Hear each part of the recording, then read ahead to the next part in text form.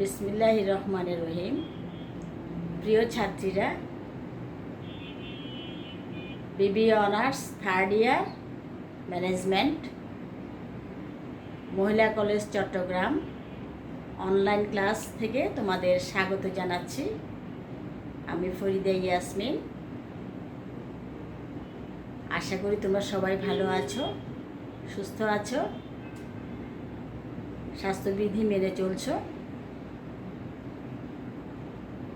এতক্ষণে তোমরা নিশ্চয়ই শিক্ষা উপকরণ নিয়ে বসে গেছো।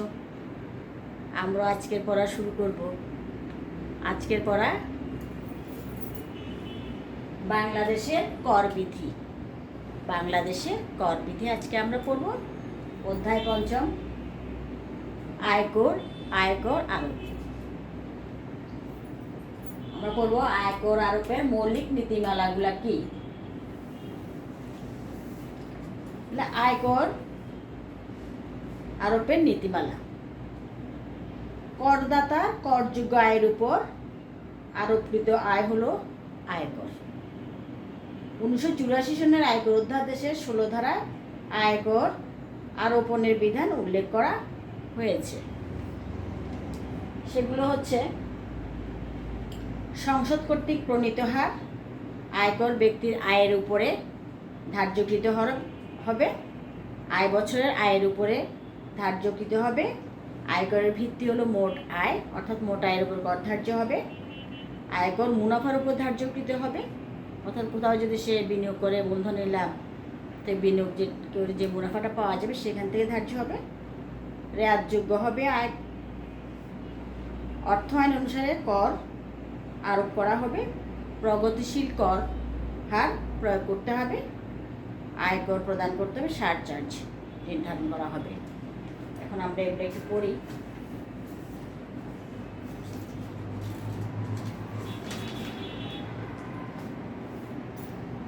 সংসদ কর্তৃক প্রণীত হার আয়কর আরোপের মৌলিক নীতিমালা। এক নম্বর হচ্ছে সংসদ কর্তৃক প্রণীত হার। প্রতি বছর সংসদে যে অর্থ আইন, ফিন্যান্স অ্যাক্ট বলে, তাতে এই হার নির্ধারণ করা হয়। অর্থাৎ জাতীয় সংসদের দ্বারাই প্রতি কর বর্ষে আয়করের হার নির্ধারণ করা হয়। তা আয়কর ব্যক্তির আয়ের উপর ধার্যকৃত হবে। অর্থাৎ প্রতি বছর সংসদে যে অর্থ আইন পাশ হবে সেটা আয়কর ব্যক্তির আয়ের উপরে ধার্যকৃত হবে। অবশ্য এক্ষেত্রে ব্যক্তি শব্দটি দ্বারা বোঝানো হচ্ছে 1984 সনের আয়কর অধ্যাদেশের 246 ধারায় ব্যক্তি বলতে একক ব্যক্তি, অংশীদারি কারবার, হিন্দু যৌথ পরিবার, স্বায়ত্তশাসিত সংস্থা, আইনের সৃষ্ট কৃত্রিম ব্যক্তি সত্তা, স্থানীয় কর্তৃপক্ষ সহ এরাই হচ্ছে করদাতা। তাদের আয়ের উপরে কর ধার্য করা হবে। আয় বছরের আয়ের উপরে কর ধার্য করতে হবে। যে বছর আয় করবে সে আয়টার উপরে কর ধার্য করতে হবে। তাহলে যে আর্থিক বছরকে আয় বর্ষ হিসেবে ঘোষণা করা হবে, কেবলমাত্র সেই আয় বর্ষের আয় নিয়েই মোট আয় ও করযোগ্য আয় নির্ণীত হবে এবং আয় বর্ষের পরবর্তী বর্ষে কর প্রদান করা হবে। আসলে প্রথম বছর মানুষ আয় বর্ষ হিসেবে ধরা হয়, আর দ্বিতীয় বছরটা কর বর্ষ হিসেবে ধরা হয়। কয়েকটি বিশেষ ক্ষেত্র ছাড়া কর বর্ষের আয় আয় বর্ষের মোট আয়ের মধ্যে অন্তর্ভুক্ত হবে না। আয়করের ভিত্তি হলো মোট আয়, অর্থাৎ একজন লোক যা আয় করবে তার আয়ের থেকে আনুষঙ্গিক যা খরচপত্র আছে সরকার কর্তৃক নির্ধারিত সেগুলা বাদ দিবে। সেগুলা বাদ দেওয়ার পর যে টাকাটা থাকবে সেটা হচ্ছে মোট আয়, সেখান থেকে কর দিতে হবে। আয়কর মুনাফার উপর ধার্যকৃত। সাধারণত রাজস্ব জাতীয় আয় এবং মূলধন জাতীয় মুনাফার উপর আয়কর ধার্য করা হয়। অর্থাৎ আয়কর আয় বা মুনাফার উপর ধার্য করা হয়, মূলধনের উপরে নয়। রেয়াতযোগ্য আয়: মোট আয় হতে বিনিয়োগ ভাতা হিসেবে কিছু টাকা রেয়াত বা মওকুফ করা হয় সরকার থেকে। এই রেয়াতের পরিমাণ নির্ধারিত হয় কর বর্ষের জন্য নির্ধারিত বিধান অনুসারে। অর্থাৎ প্রতি বছর কতটুকু বিনিয়োগ করলে কতটুকু রেয়াত দেওয়া যাবে বা বিনিয়োগের নির্ধারিত সীমা কতটুকু, সেখান থেকে মাপ করা হবে। অর্থ আইন অনুসারে কর আরোপ। কর বর্ষের অর্থ আইন অনুসারে কর গণনা ও নির্ধারণ করা হয়। কর বর্ষে প্রতি কর বর্ষে অর্থ আইন পাশ হয়, সেই অর্থ আইন অনুযায়ী কর গণনা করতে হয় এবং সে কর কতটুকু পরিমাণ সেটা নির্ধারণ করতে হয়। কেমন? প্রগতিশীল কর হার, অধিক আয়ের উপর অধিক হারে কর আদায়, এটাই হচ্ছে প্রগতিশীল কর। অর্থাৎ ধনীদের টাকা বেশি, তারা বেশি যদি ইনকাম করে তাদের উপরে সেইভাবে উচ্চ হারে কর ধার্য করা হবে। ধনীদের উপর যদি উচ্চ হারে কর ধার্য করা হয় তাহলে গরিবদের সাথে এটা একটা সমতায় চলে আসবে, অর্থাৎ ধনী দরিদ্রের যে বৈষম্যটা আছে সেটা হ্রাস পাবে। আয়কর প্রদান, যে বর্ষে আয় অর্জিত হয় তার পরবর্তী বর্ষে আয়কর প্রদান করতে হয়। অর্থাৎ যে বছর মানুষ ইনকাম করে তার পরবর্তী বছরকে বলে কর বর্ষ, আর যে বছর মানুষ ইনকাম করে সেটাকে বলে আয় বর্ষ। কর বর্ষের আয়কর প্রদান করা হয়, অবশ্য কিছু কিছু ক্ষেত্রে আয় বর্ষে উৎসে কর অগ্রিম কর্তন করা হয়। সারচার্জ আরোপ, বিশেষ প্রয়োজনে সরকার অর্থায়নের মাধ্যমে প্রদেয় আয়করের উপর নির্দিষ্ট হারে বিশেষ শ্রেণীর করদাতাদের উপর সারচার্জ প্রয়োগ করতে পারে। অর্থাৎ যাদের টাকা আছে, যাদের ট্যাক্স দেওয়ার ক্ষমতা আছে তাদের উপর বিশেষ সারচার্জ আরোপ করা হয়। আয়কর আরোপের নীতিমালার মধ্যে কিছু ব্যতিক্রমও আছে। সেই ব্যতিক্রমগুলো হচ্ছে করদাতা একই বছর আয় বর্ষ কর বর্ষ হলে করদাতা যদি চিরতরে দেশ ত্যাগ করেন, তিনি যদি চিরতরে দেশটা ত্যাগ করেন এবং মনে হয় যে আসারও কোনো ইচ্ছা নাই বা বাংলাদেশে থাকবেন না, তখন সেভাবে তার উপর আয় বর্ষে করটা আদায় করা হয়ে যায়। কারবার বা পেশা বন্ধরে, অর্থাৎ যারা পেশা, যাদের অর্থ বছরের কোনো কারবার ব্যবসা বা পেশা যদি বন্ধ হয়ে যায় তাহলে যতদিন পর্যন্ত সে ব্যবসা করেছে কিংবা তার পেশাটা ছিল ঠিক অতদিন পর্যন্ত সেই করটা আয় বর্ষেই আদায় করা হয়।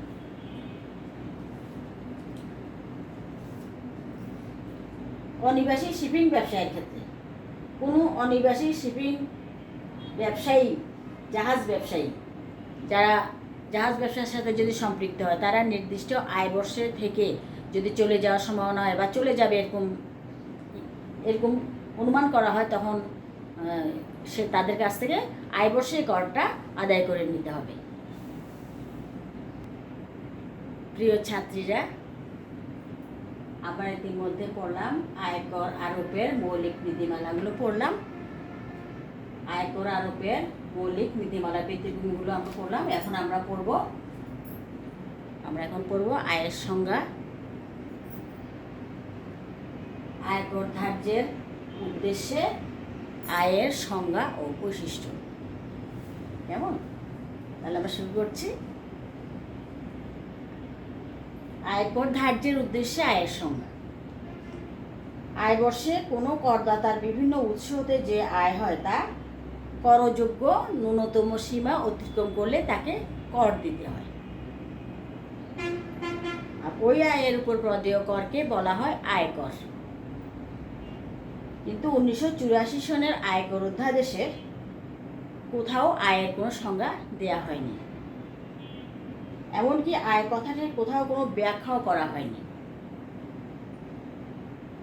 আয় শব্দটি বিভিন্ন দৃষ্টিতে আয়কর অধ্যাদেশে 234 ধারায় কোনো কোনো প্রাপ্তি আয়ের অন্তর্ভুক্ত হবে তা বর্ণনা দেয়া হয়েছে। তাহলে আয়ের সংজ্ঞা আমরা বলি। জনসাধারণের দৃষ্টিতে একরকম আয় বলতে সাধারণ কোনো সম্পত্তি বা বিশেষ গুণ বা ব্যক্তিগত মেধা ব্যবহার অথবা দৈহিক শ্রমের জন্য ব্যবহারকারীর নিকট হতে নির্দিষ্ট সময় অন্তর অন্তর যে প্রাপ্তি ঘটে সেটাই হচ্ছে আয়। অর্থাৎ মানসিক এবং দৈহিক শ্রমের বিনিময়ে মানুষ নিয়োগকারীর কাছ থেকে যা কিছু উপার্জন করে সেটাই হচ্ছে আয়। আর সে এর উপর যে কর দেওয়া হয় একটা ন্যূনতম সীমা অতিক্রম করলে সেটাই হচ্ছে কর। আদালতের দৃষ্টিতে আয়কর আইনে আয়ের কিছু সংজ্ঞা আছে। সাধারণত কোনো সম্পত্তি বা বিশেষ গুণ বা ব্যক্তিগত মেধা ব্যবহার বা দৈহিক শ্রমের জন্য ব্যবহারকারীর নিকট হতে নির্দিষ্ট সময়ে যে প্রাপ্তি ঘটে সেটা হচ্ছে আয়। আয়ের প্রকৃত সংজ্ঞা, অর্থ, তাৎপর্য বিশেষভাবে বাণিজ্যিক প্রথা ও আয়কর আইন সংক্রান্ত মামলা মোকদ্দমা রায়ের মধ্যে নির্ধারিত। CIT versus Hind construction limited 1972 মামলা রায়ে মন্তব্য অনুসারে বাহির হতে যা আসে তাই আয়, অর্থাৎ মানুষ যা ইনকাম করে সেটা আয়। আদালতের রায় বলছে নিজের মধ্যে লেনদেন সম্পাদনের মাধ্যমে কোনো ব্যক্তির মুনাফা অর্জিত হতে পারে না, অর্থাৎ তাকে একটা নির্দিষ্ট উৎস থেকে আয় করতে হবে। কেমন?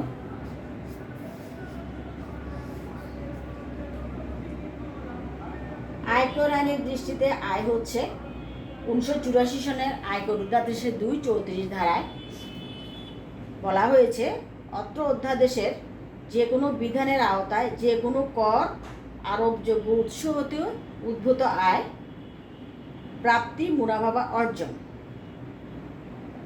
আয়কর অধ্যাদেশের অধীনে উৎসে কর কর্তন, সংগ্রহ প্রযোজ্য এমন কোনো অঙ্ক, উপরোক্ত আয়, মুনাফা ও অর্জন এর সাথে সংশ্লিষ্ট কোনো লোকসান, অর্থাৎ আয়ের টাকাটা শুধু ইনকাম করে আয় আনলে হবে না, এর ভিতরে অনেক লোকসানও জড়িত থাকবে, যা লোকসান হয়। চতুর্থ তফসিলের 8 নং প্যারা অনুসারে ধার্যকৃত মিউচুয়াল ইন্স্যুরেন্স সংঘ কর্তৃক পরিচালিত যে কোনো ইন্স্যুরেন্স ব্যবসা হতে অর্জিত মুনাফা বা প্রাপ্তি সেটাও আয়। অত্র অধ্যাদেশের যে কোনো বিধানের অধীনে আয় হিসেবে বিবেচিত যে কোনো অর্থ বা উদ্ভূত, উদিত বা প্রাপ্ত যে কোনো আয় অথবা উদ্ভূত, উদিত বা প্রাপ্ত হিসেবে বিবেচিত যে কোনো অর্থ আয় হিসেবে গণ্য হবে। কর আরোপিত যে কোনো অর্থ আয় হিসেবে গণ্য হবে। আয়কর অধ্যাদেশের কোনো বিধানের আওতায় আয় হিসেবে গণ্য কোনো অঙ্ক। তাহলে আমরা বলতে পারছি উপরোক্ত আলোচনা হতে সাধারণ অর্থ বা অর্থের মাধ্যমে পরিমাপযোগ্য বাংলাদেশ বা বাংলাদেশে প্রাপ্য, অর্জিত বা প্রাপ্ত যে কোনো নিয়মিত বা অনিয়মিত, আবর্তক বা অনাবর্তক, নিশ্চিত বা অনিশ্চিত, আকস্মিক বা অপ্রত্যাশিত বা নির্দিষ্ট মেয়াদান্তে সুনির্দিষ্ট খাত হতে প্রাপ্ত মুনাফা বা আয় ইত্যাদিকে আয়কর ধার্যের উদ্দেশ্যে আয় বলা হয়। আয়কর ধার্যের উদ্দেশ্যে আয়ের বৈশিষ্ট্যগুলো আমরা পড়ি। আয়কর আইনে আয় বলতে সাধারণত যে আয়ের উপরে কর ধার্য করা হয় তাকে আয়কর বলা হয়। কালের পরিবর্তন ও জনসাধারণের প্রয়োজনে আর্থিক আইনের দ্বারা আয়কর আইনের পরিবর্তন হয়। আয়কর আইনের এই পরিবর্তনের সাথে সাথে আয়ের বৈশিষ্ট্যেরও পরিবর্তন ঘটে। আয়ের বৈশিষ্ট্যের মধ্যে ছিল আগে মুনাফা জাতীয় প্রাপ্তি, নির্দিষ্ট উৎস, নিয়মিতভাবে প্রাপ্তি ইত্যাদি। বর্তমানে এগুলো আয়ের বৈশিষ্ট্যের মধ্যে পড়ে না, কিন্তু বর্তমানে মুনাফা জাতীয়, মূলধন জাতীয়, আবর্তক, অনাবর্তক, নিয়মিত, অনিয়মিত যে কোনো প্রাপ্তিকেই আয়কর ধার্যের উদ্দেশ্যে অন্তর্ভুক্ত করা হয়। এমন আয়কর সংক্রান্ত মোকদ্দমার সিদ্ধান্ত এবং আয়কর আইন বিশ্লেষণ করলে আয়ের নিম্নলিখিত বৈশিষ্ট্যগুলো পাওয়া যায়। আমরা এতক্ষণ যে সংজ্ঞাটা করলাম আয়কর আইনের দৃষ্টিতে, সেই সংজ্ঞাটা বিশ্লেষণ করে আমরা পাচ্ছি কি অর্থ বা অর্থের দ্বারা পরিমাপযোগ্য, অর্থাৎ আয় অর্থাকারে বা অর্থের দ্বারা পরিমাপযোগ্য হতে হবে। যেমন যানবাহন ভাতা বাবদ 500 টাকা অর্থাকারে পাওয়া যায়। অপরদিকে নিয়োগকর্তা কর্তৃক ভাড়ামুক্ত বাসস্থান সুবিধা অর্থের মাধ্যমে পরিমাপযোগ্য বিধায় ইহাও কিন্তু আয়। প্রাপ্ত বা প্রাপ্য, অর্থাৎ প্রাপ্ত এবং প্রাপ্য দুটোই আয়। সাধারণভাবে বাস্তবে প্রাপ্তিকে আয় বলা হয়। আমরা যেটা পেয়ে যাই সেটাকে আমরা আয় বলি, কিন্তু আমরা পেতে পারি হিসাব রক্ষণ পদ্ধতিতে প্রাপ্ত বা প্রাপ্য বলে বিবেচিত আয় আয়করের উদ্দেশ্যে আয়ের আওতায় গণ্য হতে পারে। এক্ষেত্রে আয় পাওনার অধিকার জন্মালে তাকে আয় হিসাবে গণ্য করতে হবে। সিআইটি বনাম ত্রিনিদাদ ফসফ্যাট অপারেটিং কম, যেমন বকেয়া বেতন, বকেয়া মজুরি প্রভৃতি আয় হিসাবে বিবেচিত। আমরা হয়তো কাজটা করে ফেলেছি, সেই মজুরিটা বকেয়া রয়েছে, বেতন বকেয়া রয়েছে, কাজ করেছি টাকা পাই নাই, কিন্তু আমরা টাকাটা পাবো, সেই জন্য এটা আয়। তৃতীয় ব্যক্তির নিকট হতে প্রাপ্তি। আয় অবশ্যই তৃতীয় ব্যক্তির নিকট হতে পেতে হবে। উদাহরণস্বরূপ বলা যায়, নিজের ব্যাংক হতে উত্তোলিত টাকা নিজের কাছে আয় নয়। অর্থাৎ আমার ব্যাংকে যদি আমার টাকা থাকে, সেটা যদি আমি উঠাই আনি, সেটা কিন্তু আয় নয়।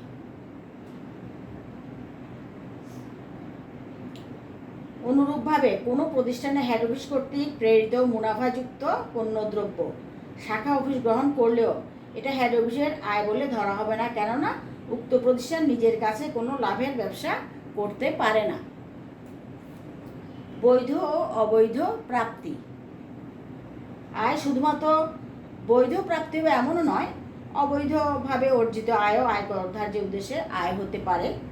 যেমন ঘুষ, কালোবাজারি ইত্যাদি হতে প্রাপ্ত অর্থ আয় বলে গণ্য হয়, যদিও তা অনৈতিক বলা হয়েছে।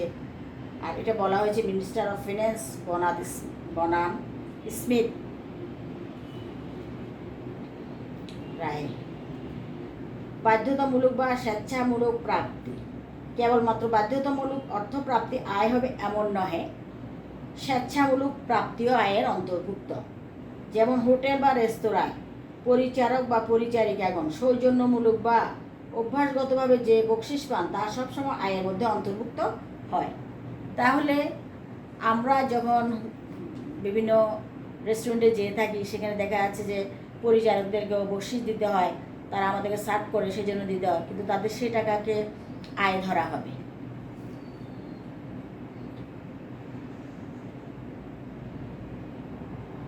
পেশা বা বৃত্তির সঙ্গে সম্পৃক্ত সত্যপ্রবৃত্ত দান এবং অফিস কর্মচারী ও কর্মজীবী হিসেবে প্রাপ্ত দান আকস্মিক, অনাবর্তক ও অপ্রত্যাশিত হলেও করধার্যের উদ্দেশ্যে আয়রূপে গণ্য হবে। অর্থাৎ কোনো কারণেও যদি অফিস থেকে টাকা পাওয়া যায়, সেটাও আয় হিসেবে গণ্য হবে উৎসব উপলক্ষে।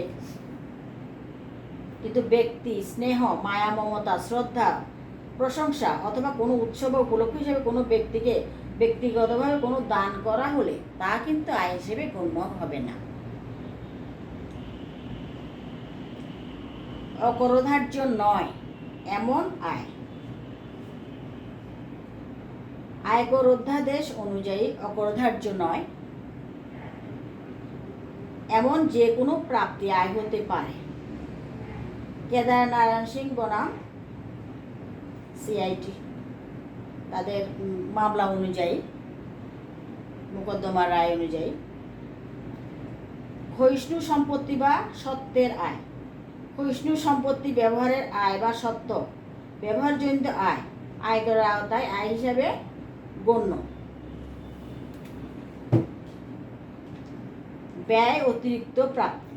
অর্থাৎ আয় বলতে সাধারণত ব্যয় অতিরিক্ত প্রাপ্তি বা আয়কেও বোঝানো হয়। অর্থাৎ ব্যয়ের চেয়ে যে বাড়তি প্রাপ্তিটা সেটাও আয় ধরা হয়। আয়কর অধ্যাদেশের 2134 ধারা পর্যন্ত পর্যালোচনা করলে দেখা যায় যে বেতন খাত ব্যতীত অন্যান্য খাতসমূহের প্রাপ্তি হতে আয় অর্জনে অনুমোদনযোগ্য খরচসমূহ বিয়োগ করে আয় নির্ণয় করা হয়। যেমন ফসল বিক্রয় করা হলো 20,000 টাকা এবং ওর খরচ, উৎপাদন খরচ আসলো 6,000 টাকা। এক্ষেত্রে কৃষিখাতে আয় হবে 20,000 থেকে আমরা যদি 6,000 বাদ দেই, তাহলে 14,000 টাকা হচ্ছে কৃষি আয়। লোকসান, ওইটাও আয়ের অন্তর্ভুক্ত। আয়কর অধ্যাদেশের 234 ধারা অনুযায়ী মুনাফা বা লাভ নির্ণয়ে কোনো খাতে লোকসান হলে উহা এক প্রকার ঋণাত্মক আয়। উক্ত লোকসান অন্যান্য আয়ের সাথে সমন্বয় করা হবে যায়। কিন্তু ফটকা ব্যবসায়ের ক্ষতি ও মূলধনী লাভ খাতে ক্ষতি উক্ত একই খাতের আয়ের সঙ্গে কেবল সমন্বয় করাই যাবে, অন্য খাতের আয়ের সাথে সমন্বয় করা যাবে না। প্রকৃত আয়। আয় অবশ্যই প্রকৃত হতে হবে, কাল্পনিক হবে না যে আমি ওখান থেকে টাকা পেতে পারি, ভাবছি ও আমাকে টাকা দিবে, এই ধরনের কাল্পনিক কোনো টাকা যদি আসার কথা মাথায় রাখা হয়, সে কাল্পনিক আয়টা কখনোই আয় নয়। অর্থাৎ আয় প্রকৃতভাবে প্রাপ্ত বা প্রাপ্য হবে, কাল্পনিক হবে না। স্বেচ্ছায় অদাবিকৃত বা পরিত্যক্ত বেতনের কোনো অংশকে আয় বলা যাবে না, কেননা উক্ত আয় প্রকৃতপক্ষে করদাতা স্বেচ্ছায় গ্রহণ করেননি এবং পাওয়ার দাবিও রাখেননি। কোনো দায় মুক্তিকেও আয় হিসেবে বিবেচনা করা হয় না। সুতরাং কোনো প্রাপ্তিকে আয়কর উদ্দেশ্যে আয় হতে হলে অবশ্যই উপযুক্ত বৈশিষ্ট্যগুলো থাকতে হবে। এখন আমরা আয়ের বিভিন্ন উৎস বা খাত যেগুলো আছে সেগুলো সম্পর্কে একটু বলি। 1984 সনের আয়কর অধ্যাদেশের অনুসারে একজন করদাতাকে নিম্নলিখিত 7টি আয়ের খাতের উপর আয়কর প্রদান করতে হবে। অর্থাৎ 7টা আয়ের খাতের উপর একজন করদাতাকে কর প্রদান করতে হবে। কোনো কোনো করদাতা একটা দুইটার উপরে করে, কেউ একটাও করে, কেউ তিনটাও করে, যার ওই খাতগুলো আছে, আয় আছে ওই খাততে। আবার অনেকের একটা খাত থেকে আয় হয়। সুতরাং যেভাবে আয় করবে, যেভাবে যার খাত থাকবে সেভাবে সে তার আয়ের খাত হবে এবং সেগুলা সব একসাথে যোগ হয়ে মোট আয় হবে। তাহলে এক নাম্বারটা হচ্ছে বেতন খাতে আয়, এর ধারা হচ্ছে 21। সিকিউরিটি সুদ খাতে আয়, ধারা 22। গৃহ সম্পত্তি খাতে আয়, ধারা 24। কৃষি আয়, ধারা 26। ব্যবসা পেশা হতে আয়, ধারা 28। মূলধনী লাভ খাতে আয়, ধারা 31। অন্যান্য উৎস হতে আয়, ধারা 33। এই আয়গুলো ছাড়া আরও 2-3টা ধারা আছে, আয় আছে। উপরোক্ত উৎসসমূহ হতে প্রাপ্ত আয় নিয়ে করদাতার মোট আয় নির্ণয় এবং প্রদেয় কর নির্ণয় করা হয়। করদাতার মোট আয় নির্ণয় বিভিন্ন খাতের আয় কিভাবে নির্ধারিত হবে সেই বিষয়ে নির্দেশ প্রদান করে আয়কর আইনে সংশ্লিষ্ট ধারায় নিয়মাবলী লিপিবদ্ধ আছে। অর্থাৎ করদাতার যা কিছু আয় আছে সেগুলো আয়কর আইনের বিধানে উল্লিখিত আছে। কে কিভাবে কর দেবে, কার কতটুকু খরচ নির্ধারণ হবে, কোন খাতে কতটুকু খরচ বাদ দেবে, কতটুকু করধার্য, কতটুকু অকরধার্য, কতটুকু করযোগ্য অকরযোগ্য, সব আয়কর আইনের বিধান অনুযায়ী করা হবে, নির্ণয় করা হবে।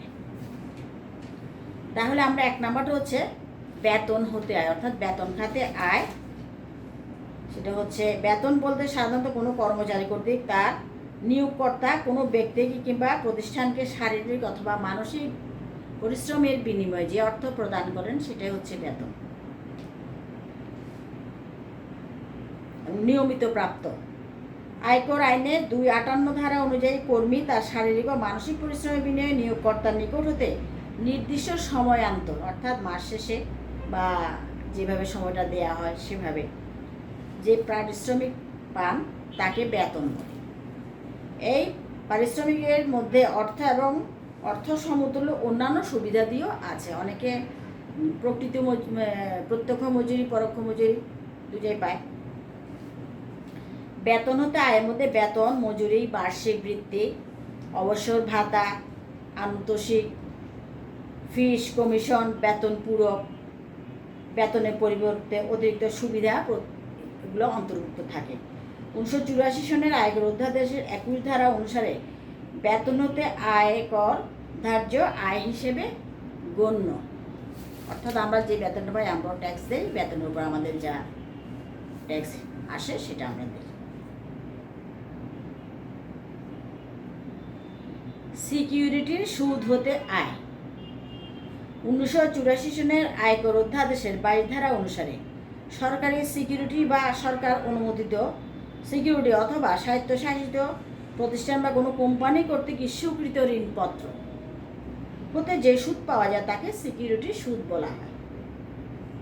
সিকিউরিটি সুদ প্রকৃতপক্ষে প্রাপ্ত হলেই করদাতার মোট আয়ের সাথে অন্তর্ভুক্ত হবে। যখন পাবে, অর্থাৎ কেউ কোনো সিকিউরিটি রাখলো, ব্যাংকে টাকা রাখলো কিংবা সঞ্চয়পত্র রাখলো, সেখানে যে সিকিউরিটিটা আসে সেই সুদটা যতক্ষণ পর্যন্ত অর্জিত না হবে ততক্ষণ পর্যন্ত আয় ধরা হবে না। অর্জিত হওয়ার পরে এটাকে আয় ধরা হবে এবং সেটাই হচ্ছে সিকিউরিটি সুদ খাতে আয়।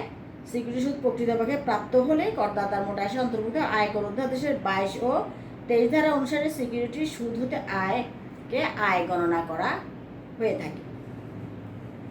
3 নাম্বারটা হচ্ছে গৃহ সম্পত্তি খাতে আয়। গৃহ সম্পত্তির মালিককে তার গৃহাদি বা উহার সংশ্লিষ্ট ভূমির বার্ষিক মূল্যের ভিত্তিতে কর প্রদান করতে হয়। অর্থাৎ একজন লোকে যদি গৃহ থাকে, সেই গৃহ যদি সে ভাড়া দেয় তাকেও সেই গৃহের উপরে গৃহের যে মেরামত খরচ তা বাদ দিয়ে তাকে তখন মেরামত খরচ বাদ দিয়ে যে টাকাটা আসবে সেটার উপরে যদি করযোগ্য সীমা অতিক্রম করে তখন তাকে কর দিতে হবে এবং তার সেই গৃহ সম্পত্তি খাতে যে আয় সেটাকে আয় ধরা হবে।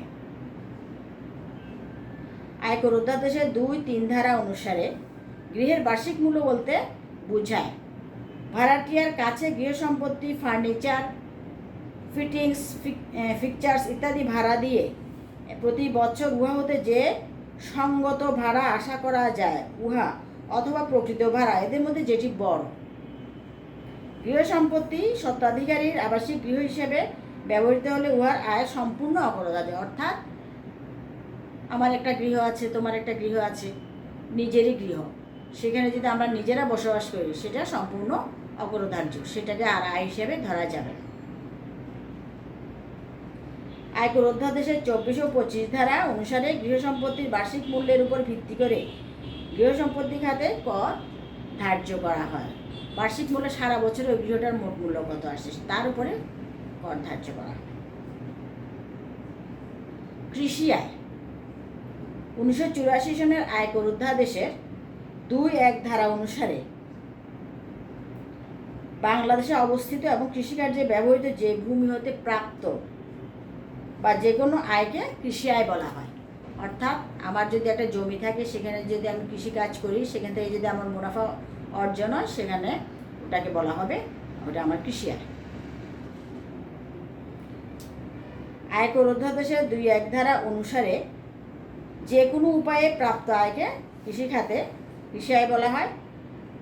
কৃষি কার্যের প্রত্যক্ষ প্রক্রিয়ার দ্বারা ভূমি হতে অর্জিত বা প্রাপ্ত আয়, উৎপাদিত ফসলকে প্রক্রিয়াজাতকরণের জন্য প্রাপ্ত আয়।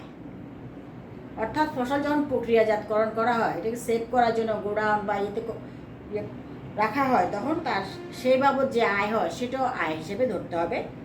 কৃষিভূমি কাউকে ব্যবহার অধিকার দেওয়ার জন্য প্রাপ্ত, অর্থাৎ একজনের জমি আছে কিন্তু সে যদি চাষ না করে অন্যকে এসে বর্গা হিসাবে দিতে পারে, সেখান থেকে তার যে আয় হবে সেটাও তার আয়, কৃষি আয় বলা হয়। কৃষিভূমি কাউকে ব্যবহারের জন্য অধিকার দিলে সেটা আয়। উৎপন্ন ফসল বিক্রয়ের ফলে প্রাপ্ত হয়, অর্থাৎ তার জমিতে যে ফসল উৎপাদন হয়েছে সেই ফসল যদি বিক্রি করে টাকা অর্জিত হয় সেই টাকাটাও তাকে কৃষি আয় হিসেবে গণ্য করতে হবে। ভূমি বা ভূমির সন্নিকটে অবস্থিত কৃষিকার্যের জন্য ব্যবহৃত যে কোনো গৃহাদি হতে আয়।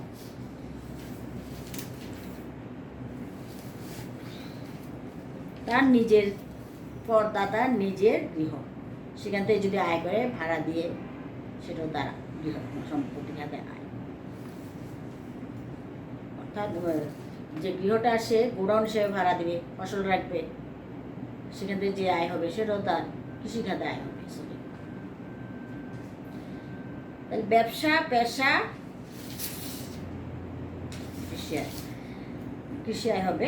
ব্যবসা, পেশা খাতে আয় আয়কর অধ্যাদেশের ২৮ ধারা অনুসারে আয় বৎসরে করদাতা পরিচালিত কারবার বা পেশা হতে প্রাপ্ত মুনাফা বা লাভকে বা পেশা খাতে আয় বলা হয়। অর্থাৎ একজন করদাতা যদি তার ব্যবসা থাকে, পেশা থাকে, সেখান থেকে যে মুনাফা অর্জন করবে সেটাও তার আয় ধরতে হবে। কারবার বা ব্যবসায় বলতে পণ্যের উৎপাদন, আমদানি রপ্তানি এবং ক্রয় বিক্রয়জনিত কর্ম প্রচেষ্টাকে বোঝায়। পেশা বলতে বহুদিনের প্রতীক্ষা, অধ্যয়ন এবং অনুশীলনের দ্বারা অর্জিত বিশেষ কোনো গুণকে কাজে লাগিয়ে উৎপাদনের প্রচেষ্টাকে বোঝানো হয়।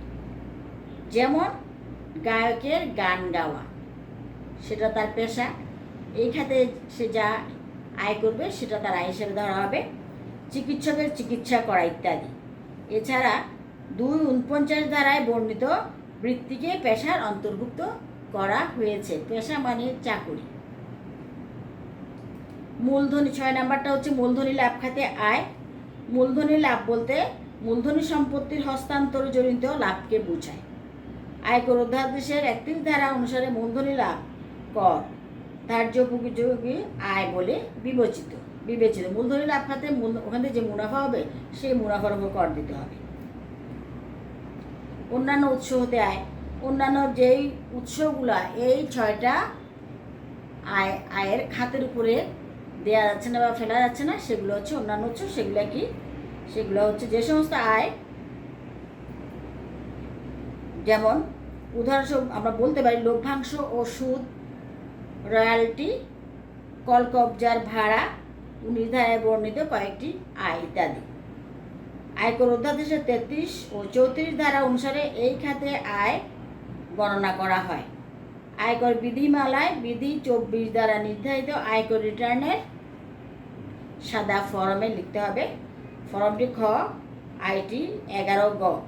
উপরোক্ত খাত ছাড়াও আরও 3টি খাত আয়ের খাত উল্লেখ আছে, যেগুলো যেমন ফার্মের আয়ের অংশ।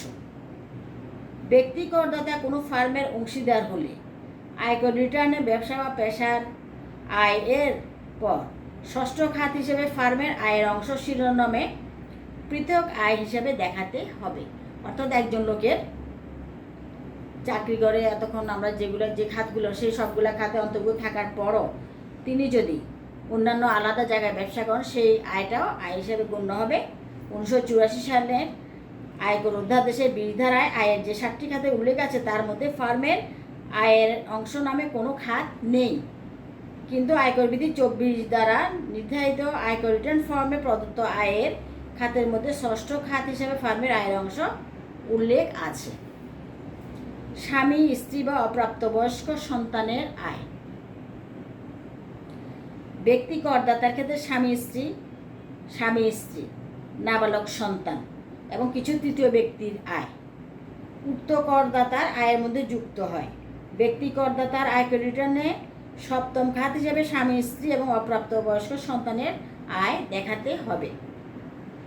1984 সনের আয়কর অধ্যাদেশের 20 ধারায় আয়ের যে 7টি খাতের উল্লেখ আছে, তার মধ্যে স্বামী, স্ত্রী বা অপ্রাপ্তবয়স্ক সন্তানদের আয় নামে কোনো খাত নেই।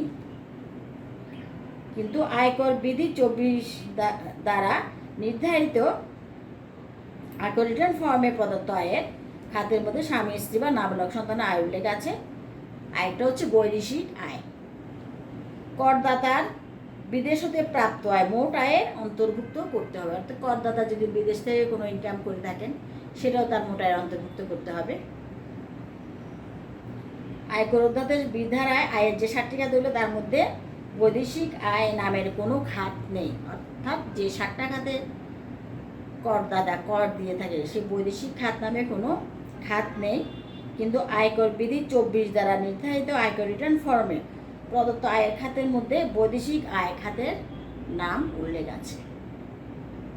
প্রিয় ছাত্রীরা, আশা করি তোমরা বুঝেছ আমাদের যে আয়ের যে 7টা খাত 1984 সনের আয়কর অধ্যাদেশ অনুসারে একজন করদাতাকে এই যেখানে লিখেছি 7টা খাতের উপর কর প্রদান করতে হয়। আর যে দুটো বাড়তি 3টা আলোচনা করলো, ওগুলো তাদের এখানে উল্লেখ নাই, কিন্তু অন্য আরেকটা ফর্মে উল্লেখ আছে। তাইলে দেখো, বেতন খাতে আয় ধারা 21, 2 নাম্বারটা সিকিউরিটি সুদ খাতে আয় ধারা 22, গৃহ সম্পত্তি খাতে আয় ধারা 24, 4 নাম্বারটা কৃষি খাতে আয় ধারা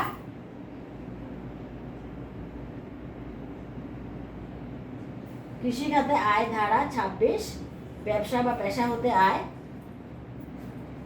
ধারা 28, মূলধনী লাভ খাতে আয় ধারা 31, অন্যান্য উৎস হতে আয় ধারা 33। তাহলে আমরা এগুলো আলোচনা করলাম। আমরা এর পরবর্তী দিন আমরা আলোচনা করবো আয়বর্ষ, করবর্ষ, উৎসস্থলে কর কর্তন, অন্যান্য ছোট ছোট আনুষঙ্গিক যে ব্যাপারগুলো আছে, যেগুলো প্রত্যেকটা অঙ্কে লাগবে, সেগুলো আমরা জানবো। বিনিয়োগ ভাতা কি, বেতনের উপাদান ইত্যাদি অনেক কিছু আছে, এগুলো আমরা আস্তে আস্তে জানবো। কিন্তু আমাদেরকে আগে এগুলো যদি আমরা না শিখি, আমরা অঙ্কটা করতে পারবো না। একজন করদাতার 7টি খাতও থাকতে পারে, 1টি খাতও থাকতে পারে, 3টি খাতও থাকতে পারে। আমার আছে 1টি, বেতন খাতে আয়। অনেক শুভেচ্ছা তোমাদেরকে। আজকে এতটুকুই। তোমরা ভালো থেকো, সুস্থ থেকো, ভালোভাবে পড়ালেখা করো। সময়টা নষ্ট করো না প্লিজ, সময় চলে যাচ্ছে, পরীক্ষাটা ইন টাইমে তোমাদের হবে, এটা খেয়াল রাখবা। কেমন? ধন্যবাদ তোমাদেরকে, ভালো থেকো।